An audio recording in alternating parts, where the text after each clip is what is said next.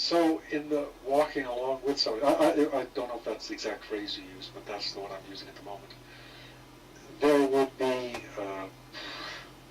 sort of a resonance between two people because they're not at odds with each other, not fighting each other. Is this what you're sort of getting at? Well, yes. When we have conversation, there's no above or below. There's no denigration or holding up, but there is a looking at the flower and saying, look at that flower, and I say, no, it's a damn weed. And you say, oh, okay, you call it a weed, I'll call it a flower. And then we move else and we have conversation about it as we're going along. And if there is a communing that happens, if there is a sewer pipe or brainwave, okay, I'll take that word. Great minds working on the same channel, you know. Of course, so do sewer pipes. So if that happens, then it makes our communing, it goes away from communication and it moves into communing, so that entire conversations can be had. That's extraordinary. What you're describing is exactly, somebody told me, like, asked me rather, why I came to Pal Talk, and I said, well, I listed a few reasons, but I said, like, to me, the golden moment is when I am communing with somebody, and that's what makes it worth coming back for. The strange thing is that I was actually communing as well. I can't think of a better word to describe that process, or whatever you call it. Well, yes, it moves from, hello, Brother Ruffles.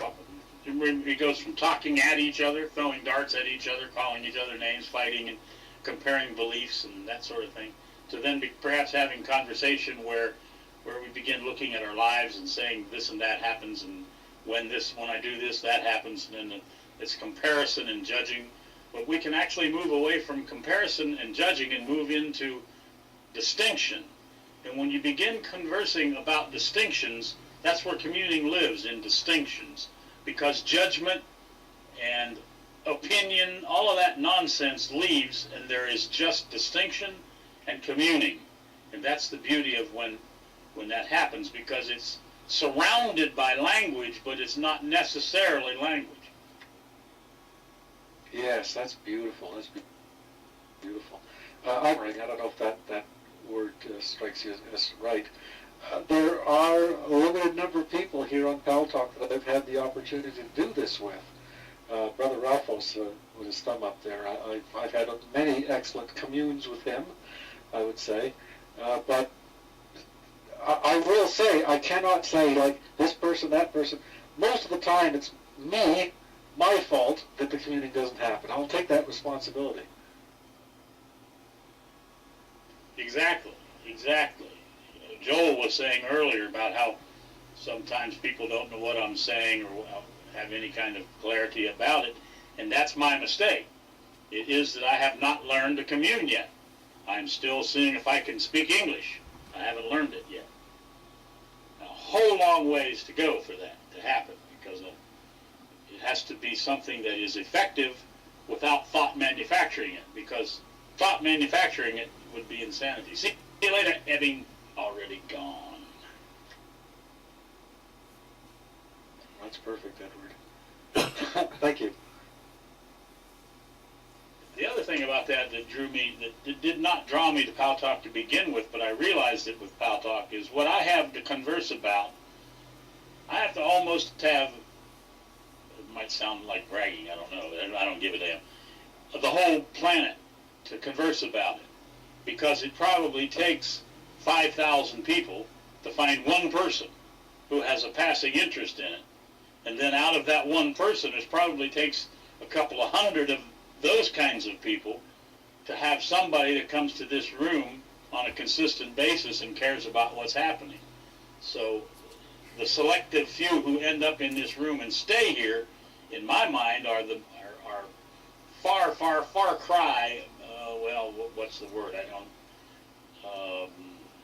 A long way away from the normal people that you meet on the planet. I mean, if I were to walk off of here right now and go out of my front door, and walk this entire state of Arkansas, I probably would not be able to find over the next several months the quality of people who come to this room.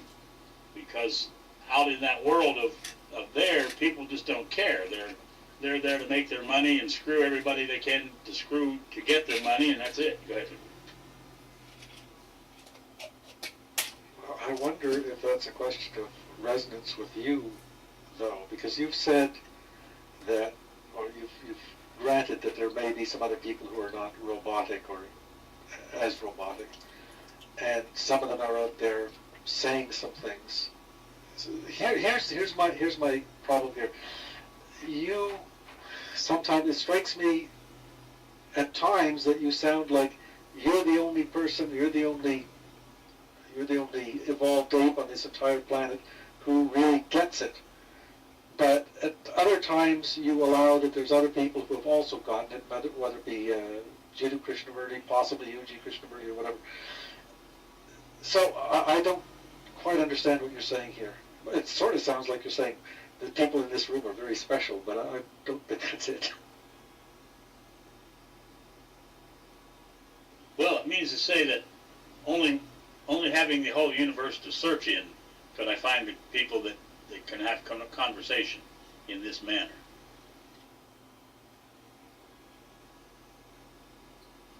A numbers game. Exactly. Even in this room, in the 9 years I've had it open, I would guess there's been 100,000 people come through this room. It's just a wild guess. And of those, that many people, we're boiled down to this group of people that are here, and perhaps several more here. So out of all those people, there's been thousands and thousands of people who came in and, well, with one visit, and then a few thousand who would visit a few times. No, a whole lot less than 5 to 1. But Brian get booted off, Donna? Go ahead. Okay, but perhaps you could characterize what makes the type of person with whom you can commune. Because if you recall, when I first came into this room, there was not a lot of communing happening. I was always on the attack and so on. Well, yeah, you were a closed system. You were a closed entity. You were wrapped up in yourself. You knew everything. Hello, Brian. Welcome back. So the Timothy that's speaking now is a whole lot different Timothy than what was the Timothy that I first encountered. You don't know everything now.